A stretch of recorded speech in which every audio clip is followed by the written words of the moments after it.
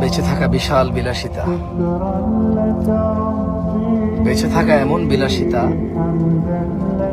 বেঁচে থাকা আল্লাহর এমন নিয়ামত যে মানুষ সুবহানাল্লাহ বললে আসমান আর জমিনের খালি জায়গাটা নেকিতে পরিপূর্ণ হয়।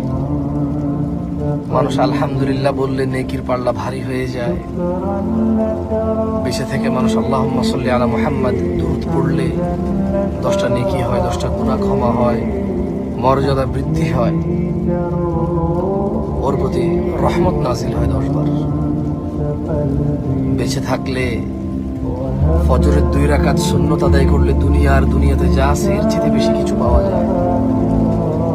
বেঁচে থাকলে ফজরে 2, জোহরে 6, মাগরিবে 2, ইশায় 2, মোট 12 রাকাত সুন্নতে মুআক্কাদা পড়লে আল্লাহ সুবহানাহু ওয়া তাআলা জান্নাতে ঘর তৈরি করবে। যে ব্যক্তি প্রতিদিন 12 রাকাত সুন্নত আদায় করবে তার জন্য আল্লাহ একটা করে ঘর নির্মাণ করবে। সুবহানাল্লাহ।